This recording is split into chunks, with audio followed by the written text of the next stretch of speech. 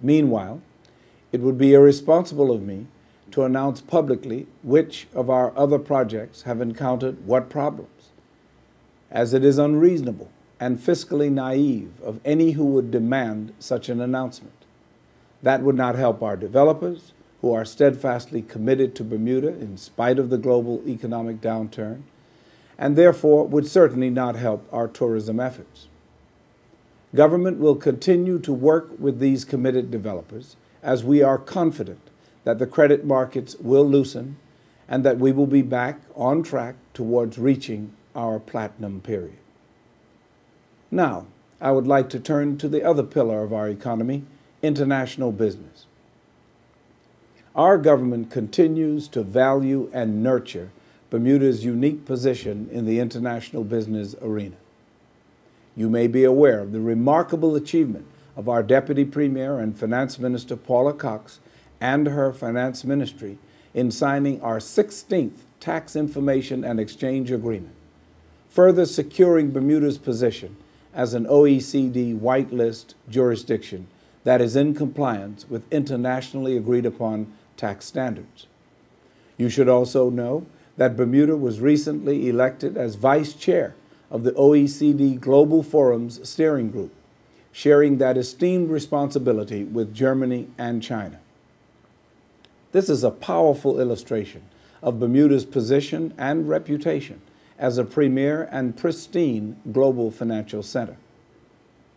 On the home front, we are in continuous contact with our international business partners, making sure that they know that this government values them and will always work hard at making Bermuda the best possible place for international business to reside. What you may not hear about is that we are constantly attracting new businesses to our shores. In 2009 alone, we have seen over 600 new businesses make Bermuda their home. Ideal conditions continue to exist here for international business to succeed because of our effective, tried and tested regulatory model and our sterling and enviable international reputation. In furtherance of my promise to speak candidly, it is probably appropriate at this time for me to correct a falsehood concerning the departure of some of our businesses to other countries, like Switzerland and Ireland.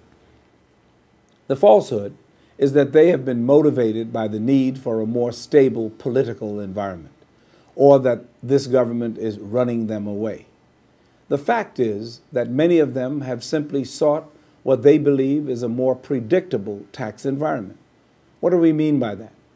A good case in point is Tyco. Tyco moved to Switzerland, an independent country with transparent tax treaties already in place that allow Tyco to project its tax responsibilities for years to come. These tax provisions will not be changed, irrespective of what a U.S. Congress might do.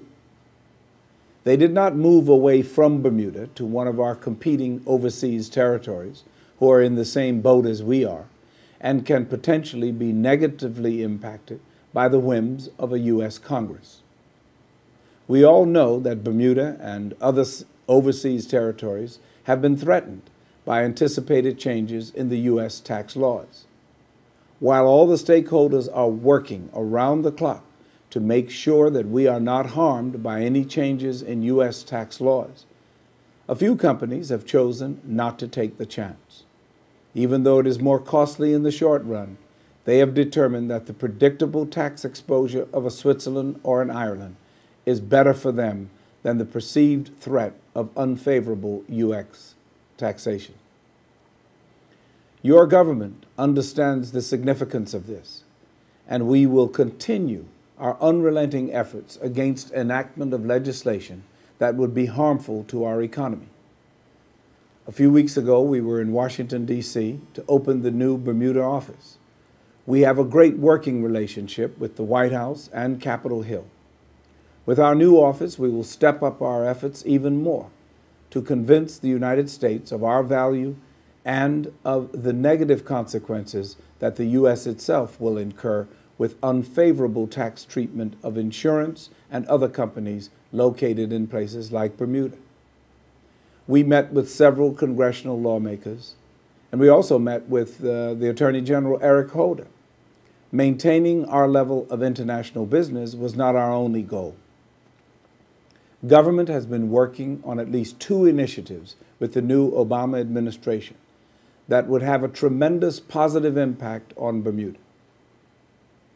We want Bermuda to be a beneficiary of one of the U.S. Coast Guard programs, where as a partner country, we would be provided with high-speed interceptor boats, special communication equipment, and more importantly, training of Bermudian public safety officers in drug interdiction and maritime law enforcement.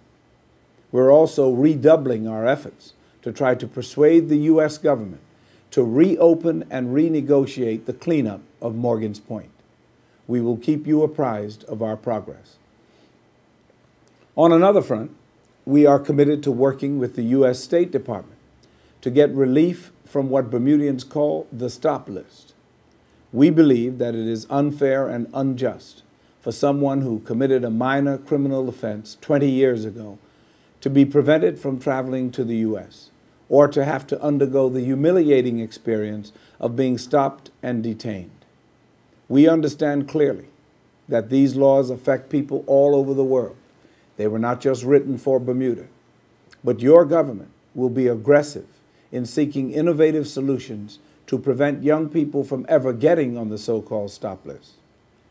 We shall also work on behalf of older people who have long since paid their debt to society and deserve to be able to freely travel.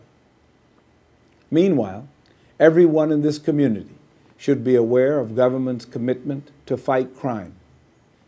The high levels of antisocial behavior we have seen in recent times have got to stop.